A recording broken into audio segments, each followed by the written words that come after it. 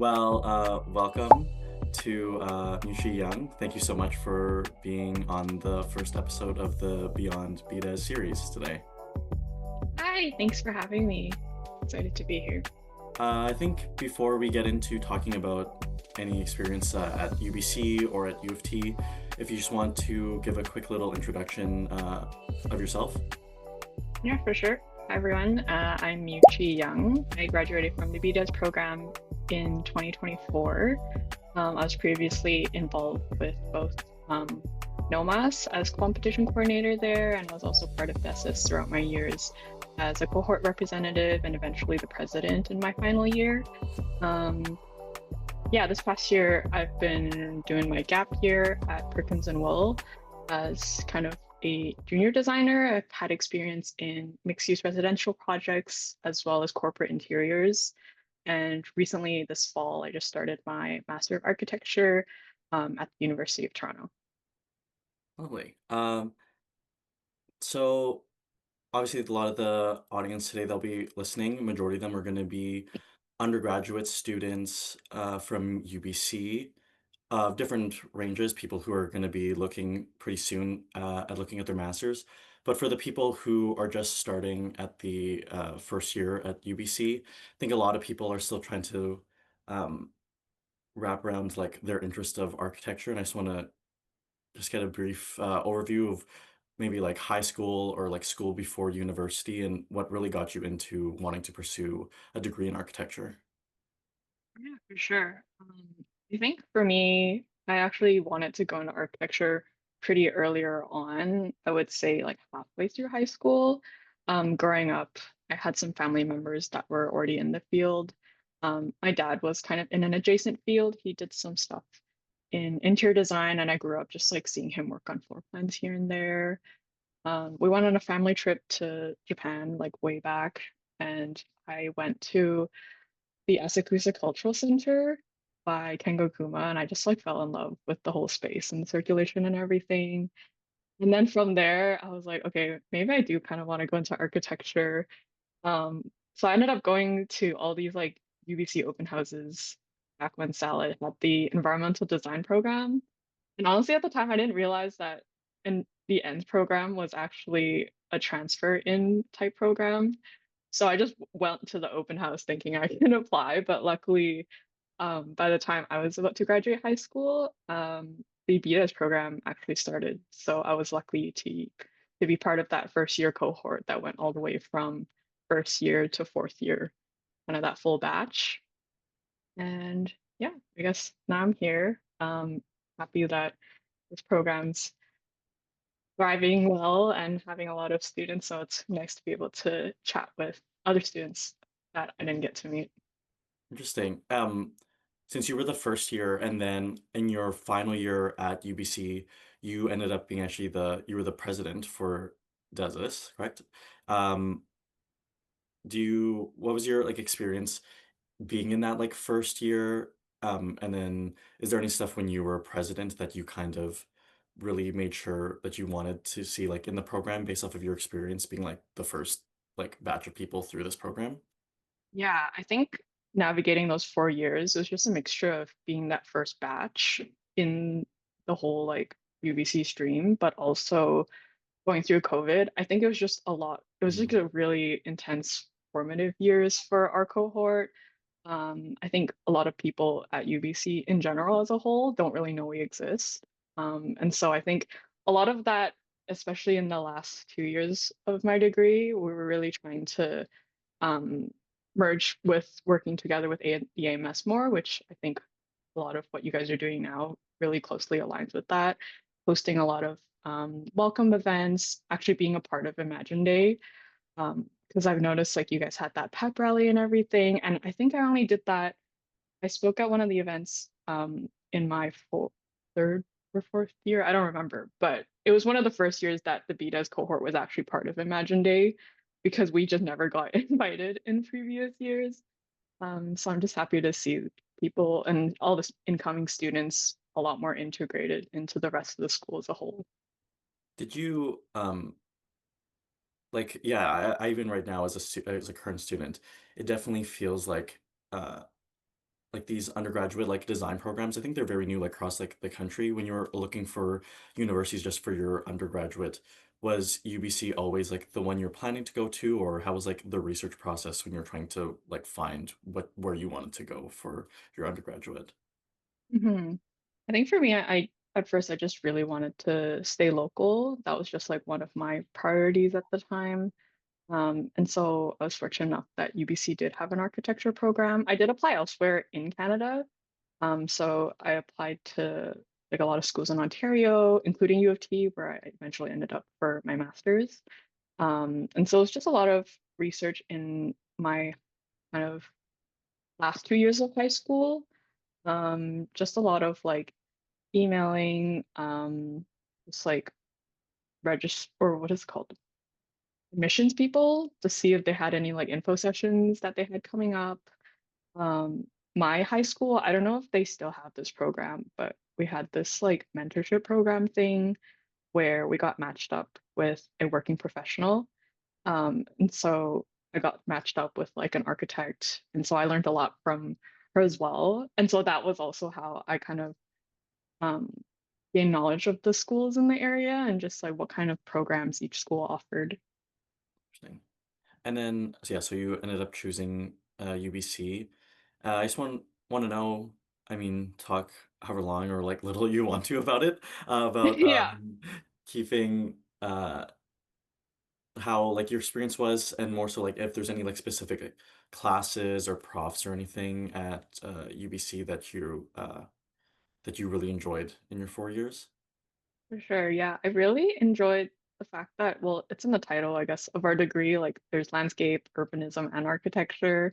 And I was really happy that we were able to integrate that throughout all like 4 years of the program. I'm sure I think right now you're in your housing semester. Yes, I'm in my housing one. Yeah, Okay, yeah, yeah, yeah. So I think it's nice to be able to dabble through a lot. And I think um I really enjoyed, ooh, I enjoyed my actually I enjoyed landscape semester a lot.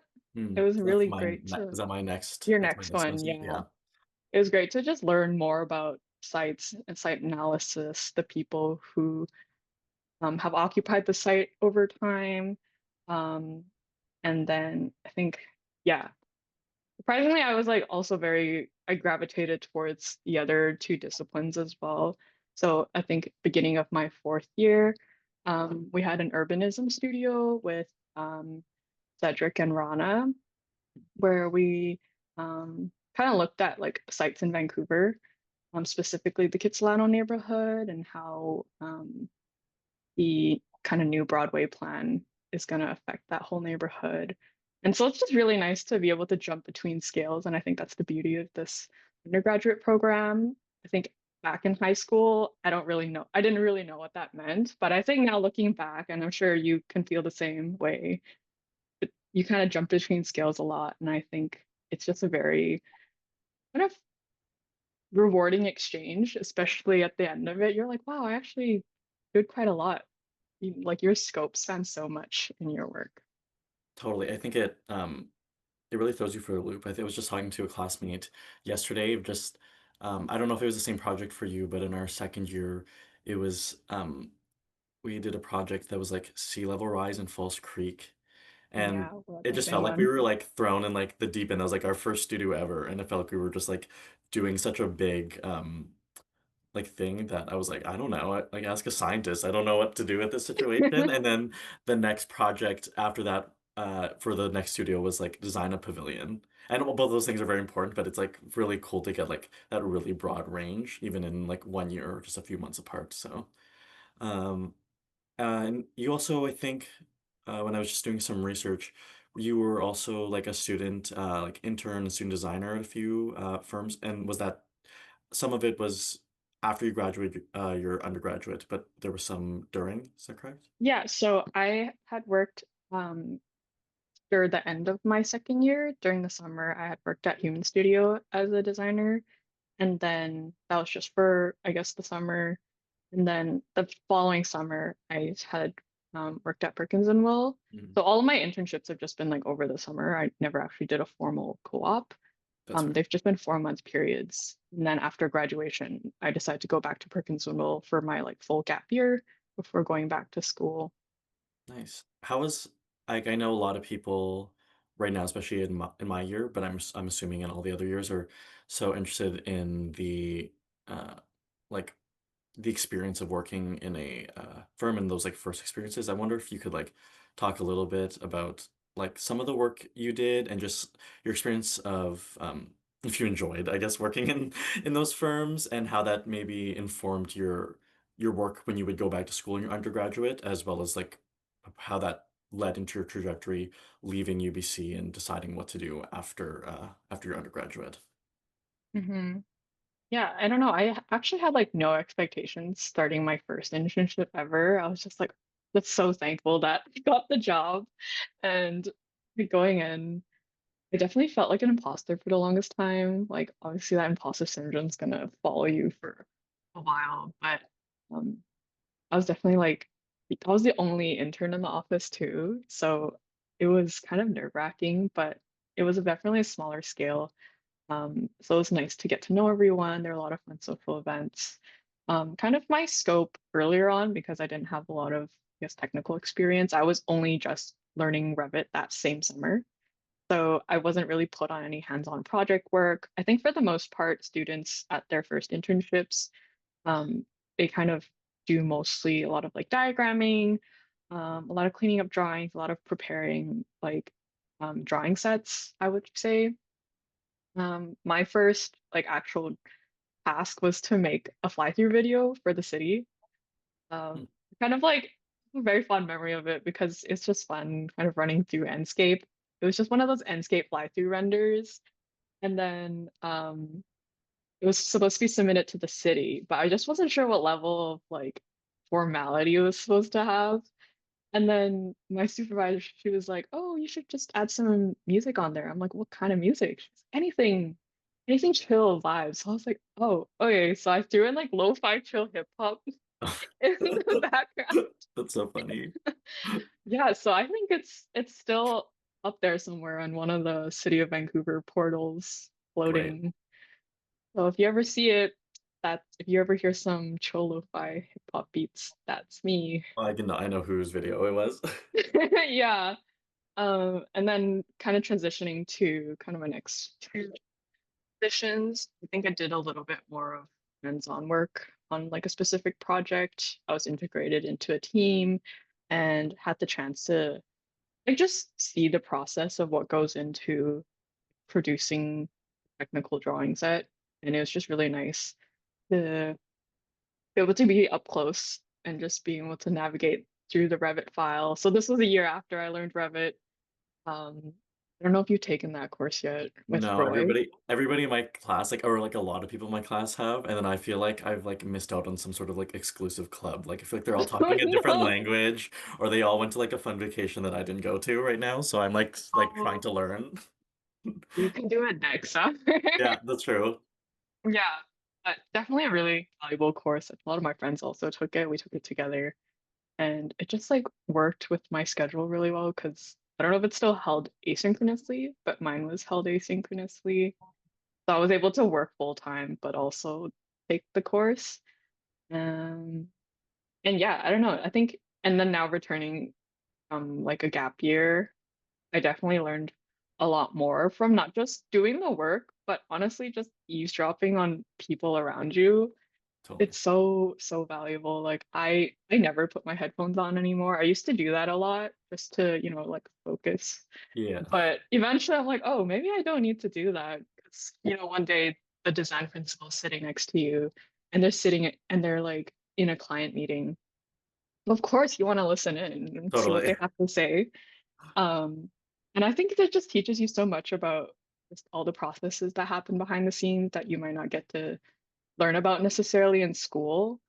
And so, yeah, you get to learn about how to talk to a client, how to negotiate more funds for a project, little things like that, where you might not be using those skills like fresh out of grad, but eventually you're gonna have to talk to consultants and whatnot, which I did do a little bit of, and it was kind of scary, but it was because I listened in on those conversations. I think I with how to do that.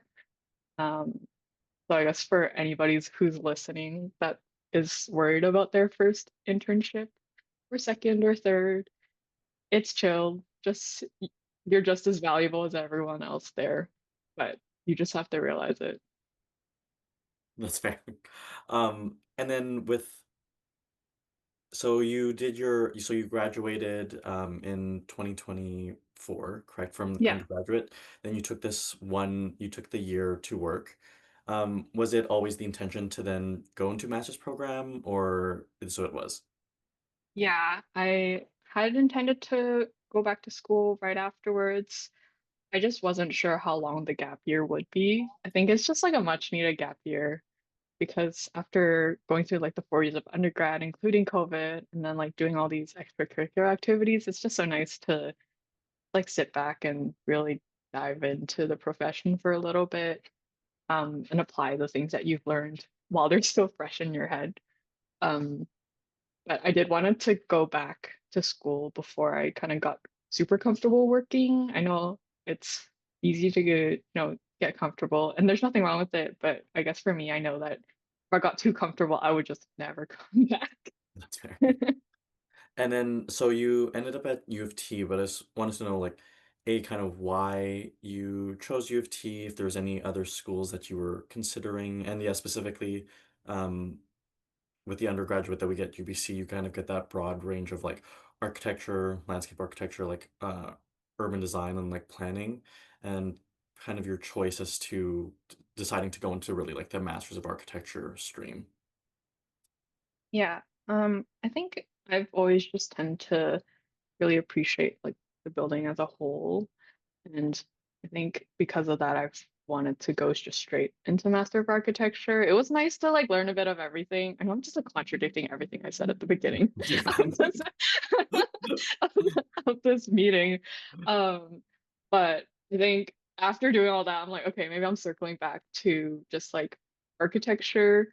I explored a little bit of like film as well Mm, in my final project in the BDes program. And so I think a lot of what architecture is and what it can be kind of lends into my kind of other interests as well, which is why I decided to choose architecture as opposed to like MLA or MUD.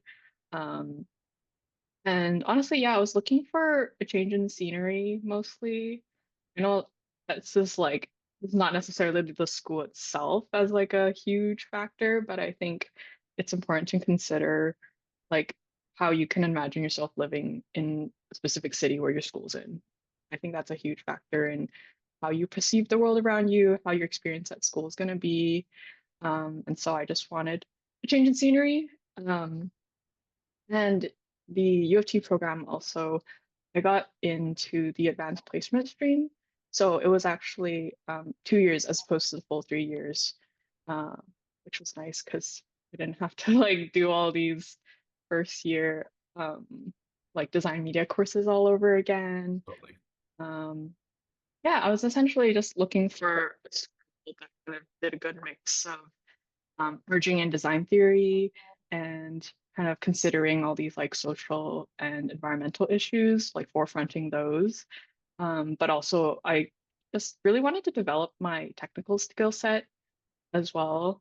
I'm like, I learned a bit of software, obviously, in undergrad, but I really wanted to like push it further. I'm always seeing people use like Grasshopper and like all these other scripts. And I'm like, oh, I want to be that guy. Totally. I want to be that guy in studio. And but yeah, I think, and also, I did want to do a thesis, and so UBC's MArch program was a thesis-based one, in the final year. I know some other programs, I can't name which, but I know not all of them have a thesis. Um, and I think doing my final project in Des 402 in BDes really made me want to pursue kind of a self-directed Mm, thesis to some extent. Um, and so, yeah, that's kind of what led me here. Um, and for context, I like grew up in Vancouver, so that is why I wanted to change the scenery. that's fair. Yeah, no, I mean, we'll probably talk a little bit more about like the differences between the two schools after we talk about like the application process and the portfolio. But like, as someone who also, like, started at didn't grow up in either places. I've gone to university so far and then going to 2 different places. I think it's really interesting, especially for, like, an architecture program, the context of, like, the city that you're in and how that really, like, informs and even the mentality of how, like, your professors talk about, like, the built environment and how people use space is really different from when I was in Toronto versus, like, when I'm home in Calgary and when I'm, yeah, at UBC, so it's really nice to get that kind of, differing opinion before you settle at where you're gonna settle. Hmm, hmm. For and then I think a lot of people that are gonna be listening are gonna be starting to think about, their master's program. I know a bunch of my classmates, every time I'm, like, in studio, I'm looking over and people are, like, working on their portfolios, and so so am I. For just, like, finding jobs as well as just in general, as and for looking for their master's program. Uh, and I know that you have a few, spreads, like, prepared to talk about for when you apply to your master's, if you wanted to talk about those. Yeah, for sure. Here, let me screen share. Perfect.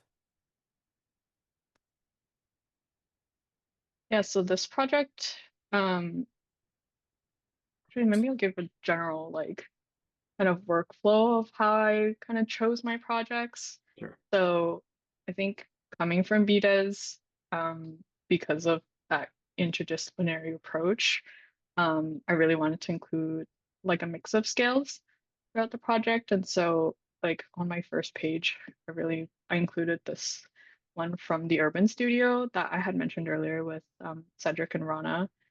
Um, I don't know, like I haven't done this in a while. I totally forgot how to like walk people through my portfolio. Um, but I think what a lot of schools are looking for is just, of course, you've probably already heard this already, but just how your design thinking works. And so, like your portfolio for school or applying to grad school is definitely going to be a lot different from applying to like a job, for example. Like I think for jobs, they want to kind of see more of like final presentation stuff, like a lot of renders, see what you can do, like final stage things. And then in terms of applying to schools, because they want to see a lot of design process, like I have a sketch here on the first page, just get like a quick snapshot of kind of how I operate throughout the project. Um, and then just like slapping the two renders or one render and one model on the first page. Um, yeah, I guess kind of the flow of each spread.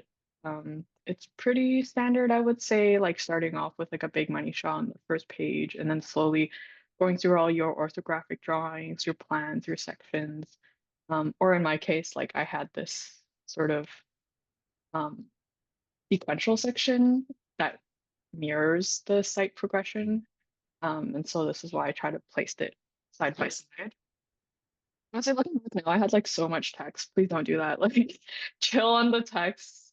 Your drawings should be able to really illustrate for themselves what you're trying to convey. Um, yeah, so another like section, some more vignettes, another diagram. Kind of this was this project. Yeah, limit yourselves, like do your research on what each school requires. Some schools have different formats as to like, oh, do they want landscape, portrait, like things like that. Of course, like do your research on what kind of each school is looking for. Like I think some schools they don't ask for work to show like your work experience on there. I know UBC has like a very limited amount of pages, which I'm sure like a lot of people who are planning on applying this year might already know. And so just like be very selective on um, what you want to include and just like make sure that your limited amount of pages shows the best version of yourself as a designer. Um, and don't feel the need to cram everything on those pages. I know it gets like you just want to show everything. It makes sense because like you've all done such wonderful work. Um, but yeah, unfortunately, you have to limit it. But there's some other schools that have no limit, so that's when you can just pile it on. I feel like I was like, "Hey, I have to listen to this myself." I'm, like, working on mine, and I'm like, "I wanna put everything in," and it just looks, like, crazy because 'cause I'm like, "I don't wanna miss out on this really important, like, really small detail," and I'm like, that's Yeah. Yeah, you're like, "Oh, I spent so long line waiting this, like, teeny little diagram." yeah, Like, wanna throw it in. But, if you can't find a spot for it in one portfolio, you can always throw it on your next version for that's for true. another firm or another school. And this was the final studio that I did. So this one was the one that kind of intersects with the film world a little more. So this one was definitely a speculative project on my end. It was kind of new to me how to approach this project. And so the spreads are slightly more unconventional. There's just like film stills on the first page, and then just like a full bleed of an axo, and then I kind of go through some more diagrams and vignettes this page. Um, and yeah, just like showing your process is important. Sometimes a diagram that you feel like is so minor, like the moment you blow it up, it just your gives it so much more like weight. And if that's what you want to convey, it's totally fine. Like my diagrams, it's just in its essence, it's literally just squares, but because this was so formative in my design process early on and how I came to the conclusion of like forming these spaces, that's why I decided to give it this much weight. Like I think you don't have to feel the need to have the most complicated drawings on that one page if those complicated drawings don't necessarily um, say much about your design, or like the reader or the person who's reading it can't get a grasp of what you're trying to design, even if it's like a super complex, elaborate drawing. 'Cause I know like it's so easy to get sucked into Pinterest and just seeing all these like beautiful drawings from these students who have spent ages and ages and ages on them. And for most people, like we don't have that time. Um, so really like don't don't be too hard on yourself on producing kind of those types of drawings, I would say. Um, and just do what feels best to convey what you want to convey. Yeah, and I think this was all I exported for this Lovely. batch. Yeah. Th these are really great. A few questions, like, that came to mind as I was, while you were talking were, um, like, finding well, the first one, I guess, is just finding, like, a style to, like that you find, and do you find on all of your work, you tend to use the same, like you like to use the same colors and fonts, or is it, like does it change per portfolio you do when you were doing ones when you're applying for, let's say, different schools or different or different workplaces? Do you find that you ended up changing even, like, small things like that, like your font? That's the first thing, and the second thing is, well, I guess 3. Second thing is how long did it take you to do your portfolio for your, master's application? And then, uh, did you get any advice throughout along the way? Like, were you showing it to students or to working architects?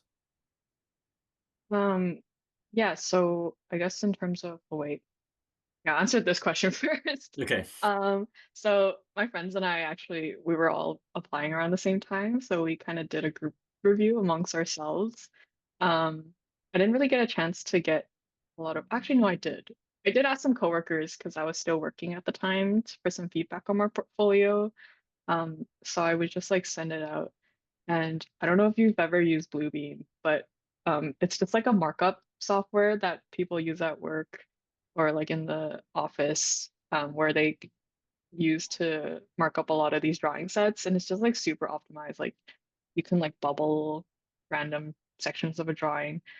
So that was kind of like a weird point where I was looking at my own work in this software that I had been using for a while to like fix other drawings, for example, like all these um, drawing details and whatnot.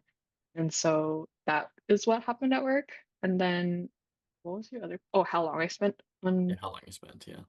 right. I started, so in my head, I had planned to start like over the summer because, I had the whole summer. to just chill. Like I didn't start work at the time yet. I had only started working full time in September. And that summer I was working at like Ernest Ice Cream, so it was super chill. That was the plan, but I actually didn't end up starting my portfolio until November, I want to say, Fair. And then when is it? which like When was it due it by? was due like Ja- January, I think, Yeah, like sure. mid-January. Yeah, So a lot of like winter break was spent working on this. Like my friends and I, when we got together for the holidays, we brought our laptops with us sure. to do like an internal review. Um, but if you're not like me and you want to spend that summer working on it, I highly recommend. I know a lot of people tend to go back and change a lot of their projects that they've already done, just to like not just tweak some things, but some people even like change their entire project, which is fair if there's like a project from second year that you just want to like redo, not think about ever again. Um, and in terms of, oh, and then your question about visual style. Yeah, I like think yeah, just like same, do you find you do consistency throughout all your work or is it change from project to project? I think for the most part, I stayed like somewhat consistent in my projects. I had like this one color, for example, that I just kept swatching. I don't know if it's here. Oh, like I always have some random like coral pink somewhere.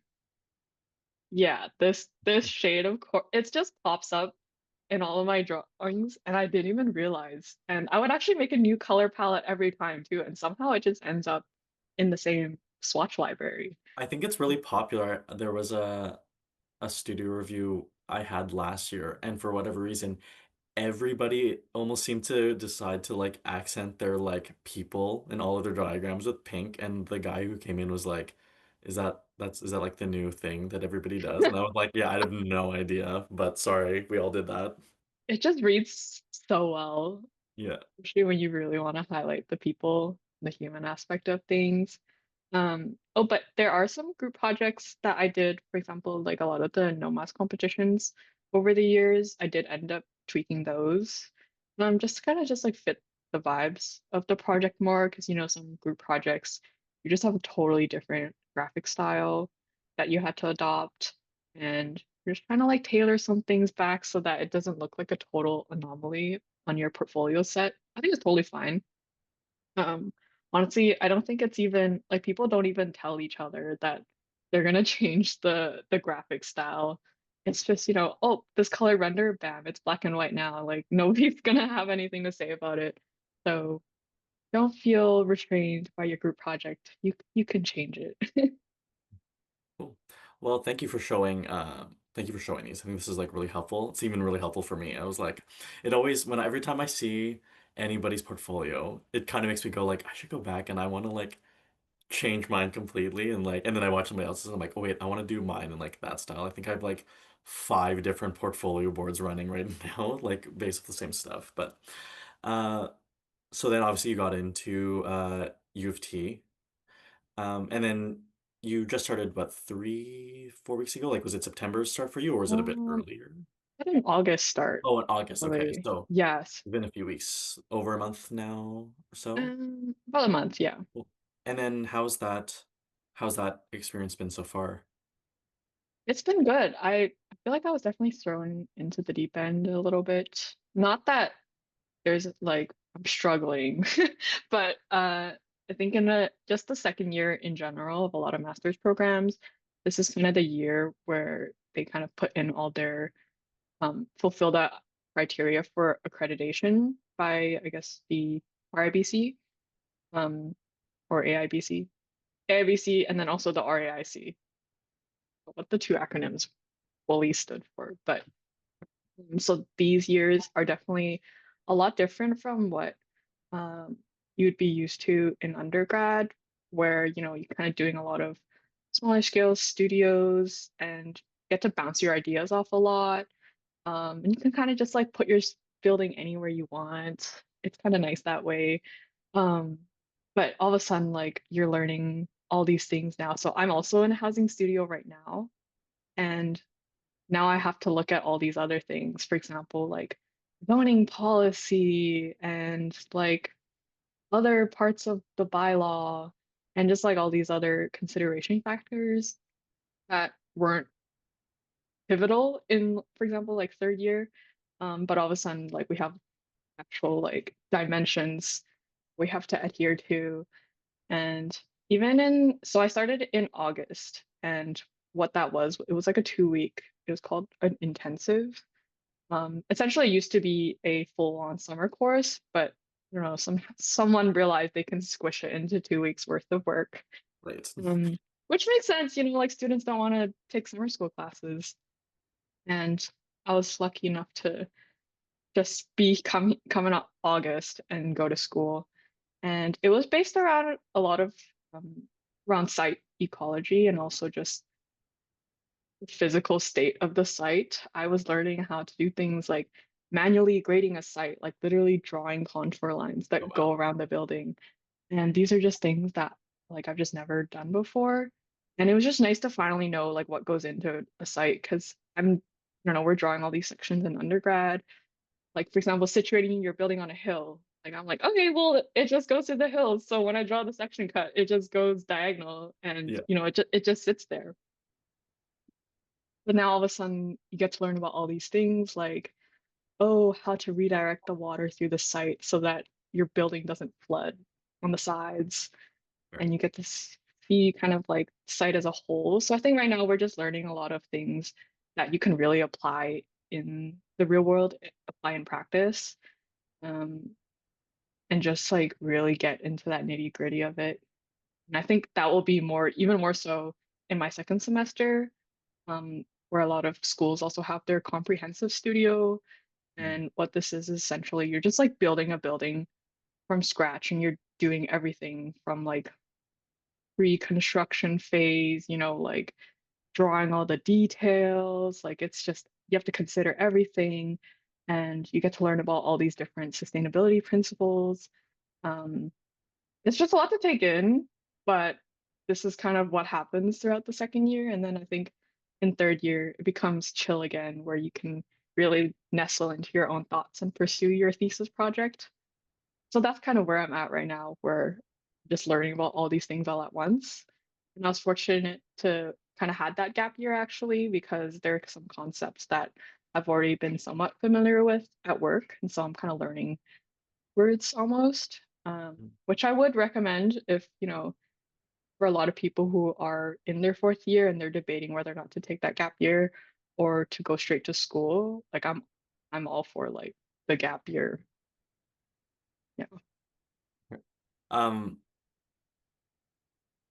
is the master's program like how is like it's like structurally like class wise and like the the expectation of like the work? Is it like all just studio or is it also theory and lectures and stuff like that? And yeah, like are you expected to be there all the time? Do people work during their masters or Yeah. So our master's studio, it's basically like all on one big floor. And so you can get a sense really easily on whether or not you can see if people are in studio. Um, so we have a mixture of lecture courses and in studio time. I feel like, I don't know, because we're in masters now, like I feel like I'm in studio for pretty long hours on end, like in just like squished within one day. Like throughout the whole week, I have one day off, and then some other days, like my other classes are spread throughout. So I think in terms of um, how packed my schedule is as a whole, it's pretty manageable, but it's just like Monday and Thursday, it's just designated studio days. But I feel like that's just been the norm, even in undergrad. A lot of people are in studio for most of the time. Sometimes, like the crits end early, and so people start like leaving. I think it's still too early to tell what the working culture is like, but everyone's been very diligent about working in person, especially because this first assignment is a group assignment. Yeah. And I don't know, like our program is set 90 students and it's a mixture of um like the 70 students that were here last year, that were in first year last year, and then I think like 20 20 or more that just got transferred in, myself included. And so, yeah, you really get like a mix of like people from all sorts of backgrounds, which is really nice in masters. You get to learn about like what people learned in their undergrad because back in undergrad, not a lot of people had another background. Like most people just came straight from high school, Yeah, and so you get to learn a lot about like, oh, maybe someone did their undergrad in commerce or something, and sure. get to learn about like what they did. Um, and like, it's kind of reciprocal. You get to learn a lot from each other and you get to share a little bit. But yeah, I was really glad that I had kind of background in learning a bit more about things on the urban scale. And so for this portion of the studio for housing, um, it's been very beneficial for sure. Yeah, and I was gonna ask, like, what has been like now that you are at a new school, what are some things that you're really grateful for, like, or what you've like learned at UBC that you really think has helped you like set you up for success at a master's level at U of T? Mhm. Um, I think in terms of just like learning more about site and site analysis, I think that was really drilled into our heads in undergrad and how to conduct it and just learning more about the history of a site. Um, Especially in our landscape semester, there was a lot about um, acknowledging the people that had previously been on the site, like land acknowledgement, and also being wary of talking ways to talk about the site, for example. And I think that's just like really changed the way I see just like spaces now. I've just grown an appreciation for all the work that's been done to kind of make a space. I don't know, like just learning about the work that like landscape architects do, urban planners do. Like it's just like one big group project, and you really kind of feel it in masters where we have um called, but we're collaborating actually with MLA and urban design students on this project to really do like knowledge exchange. And so I think having that sort of background in undergrad, it's really helped with knowing how to navigate those kinds of conversations or like those kinds of discussions where you're like presenting something. We've been very careful about what we're going to present so that, there isn't like a weird tension or clash or overlap. Um, yeah, and I think just like being part of having been in a studio setting in undergrad in general has just been very um beneficial in navigating this current one. Like I kind of know like, oh, how much work should I dedicate in person? Whereas like, oh, when can I go home? Like Like, when can I finally leave? Like, is this something that I need to stay here for? Because I'm sure like if you're brand new to like a school, you kind of feel inclined to just stay and do a lot of work. But at the end of it, you're like, oh, my next crit's not until Monday. Like I've already been in studio for 12 hours. Like it's time to go yeah, home. totally. It's fair. Um, well, great. This has been really helpful, all of this, I think, and yeah, getting an understanding of your beginnings of your undergraduate all the way up until now. So I want to say thank you quickly for that. But before we go, just like one last question. If you have any advice or a few tips of advice, and it could be for any range, people about to go to UBC or in their undergraduate or about to go into their master's program, if you have anything. Okay, I think I have two things. So in Sure. terms of, let's say for students who are kind of new to UBC, just entering BDes program, I think it's so nice to be able to get involved with the student life. For example, like pulling up to all the Waffle Wednesdays, grabbing those studio snacks. It's just so nice that we got to have that in undergrad. And I just kind of, what I really miss the most is just being part of that like really small, tight-knit community. It was just nice. And it was easy to transition towards that from high school for me because like it just felt kind of like a continuation of high school because the class was so small and everybody knew each other. And so if you can like try to be in studio as much as you Actually, wait, no, that contradicts the other thing I said too about not being in studio. You know what? There's like there's an in between. Like you should be in studio when, like let's say everyone's in studio working and there's a really vibrant atmosphere going on.